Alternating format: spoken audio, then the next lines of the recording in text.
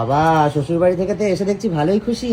হ্যাঁ, শ্বশুর বাড়ি থেকে এসে মানে এক সেকেন্ড আমি ড্রয়িং রুমে দাঁড়াইনি, জিনিসপত্র রেখেছি, রেখেই আগে আমি এসছি আমাদের গাছগুলো কেমন আছে দেখতে। তো এসে যখন দেখেছি গাছে নতুন নতুন এই দেখো কুড়ি এসছে, এই দেখো পিঙ্ক ফুলে নতুন কুড়ি এসছে, একটা দুটো, এই যে একটা ফুটে আছে, তিনটে।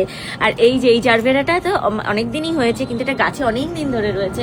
আর এই যে ক্লাঞ্চো যা সার্ভিস দিয়েছে, ক্লাঞ্চো সব থেকে ভালো সার্ভিস দিয়েছে। আর সব থেকে ইন্টারেস্টিংটা দেখাও। সব থেকে ইন্টারেস্টিং এই দেখো হচ্ছে আমাদের চন্দ্রমল্লিকা গাছে ফুল এসেছে, ফুল এসেছে। বহুদিনের অপেক্ষা, প্রায় 2-2.5 মাস ধরে আমরা অপেক্ষা 3 মাস, করছি। হ্যাঁ, বিয়েরও আগে এটা আনা হয়েছে, বিয়েরও প্রায় 2 মাস আগে আনা হয়েছে। 3 মাস ধরে অপেক্ষার পর এই যে শেষমেশ আমার পছন্দের কালার ইয়েলো কালারের চন্দ্রমল্লিকা ফুটেছে। বাট এই আরেকটা ফুটেছে, এটাও কি চন্দ্রমল্লিকা? তোমরা যদি কেউ এটা চিনতে পারো, এই ফুলটার নাম কি আমাদের একটু কমেন্ট করো তো। আমাদের চন্দ্রমল্লিকা বলেই দেওয়া হয়েছে। এই দেখো, কিন্তু এর কুড়িগুলো দেখতে কিন্তু পুরো চন্দ্রমল্লিকার মতনই। দেখো এই কুড়িটা আর এই কুড়িটা দেখতে কিন্তু চন্দ্রমল্লিকা as it is। আমার মনে হয় দুটো জাত আলাদা হতে পারে, দুটো জাত আলাদা। তো এই যে একটা হোয়াইট কালারের চন্দ্রমল্লিকা ফুটেছে, একটা ইয়েলো কালারের, মানে দুটোই আমার ফেভারিট কালার, দুটোই আমার পছন্দের কালার। মানে জানি না, এটা ও নিজেও বলেছিল যে দাদা আমরা বুঝতে পারছি না কোনটা কি কালার হবে, নিয়ে যাও। বাট দুটো 2 রকম কালার হবে, আর কোইন্সিডেন্টলি দুটোই আমার পছন্দের কালার, সাদা আর হলুদ।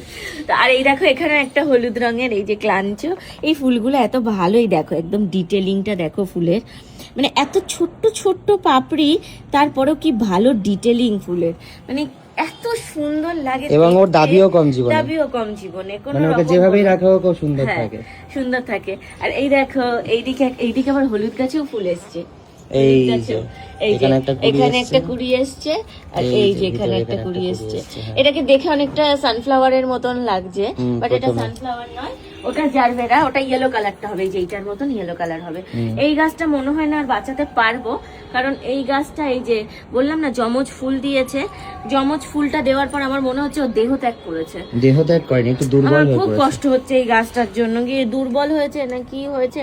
এই দেখো দুটো কুড়ি এসছে, অনেক দিন ধরেই এই দুটো কুড়ি এখানে রয়েছে, এই যে দেখা যাচ্ছে না হয়তো, দুটো কুড়ি এসছে এতে, কিন্তু কুড়ি দুটো ফুটছে না।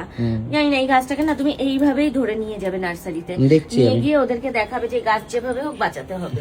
আমি জানি না, আমার গাছ এই গাছ বাঁচিয়ে আনতে হবে। জারবেরা নষ্ট করা যাবে না, জারবেরা নষ্ট করা যাবে না, জারবেরা কি ভালো, আমার ভীষণ পছন্দের। আর আমরা না এই যে এই গাছটা দেখো, এই গাছটা বড় হয়ে যাচ্ছে, কিন্তু এই গাছটা কবে ফুল হবে বলো তো? অনেকে কমেন্ট করেছিল যে এই গাছটায় সাদা পিঙ্ক ফুল হয়, তারপর আমাদের নার্সারি থেকেও বলেছিল যে এটার মধ্যে ফুল হবে, কিন্তু এখনো এলো না, 3 মাসেও এলো না। আর এই গাছটা কি আরো বড় হবে? এটা কি আরো অনেক বড় হবে? অনেক বড় হবে সেটা কিন্তু অনেকেই বলেছিল কমেন্টে, অনেকেই বলেছিল যে গাছটা অনেক বড় হবে আস্তে আস্তে, কিন্তু এটা তো ফুল আসছে না, এটা ঘর থেকে যার জন্য বাইরে এনে রাখতে হয়েছে, বড় হয়ে যাচ্ছে বলে।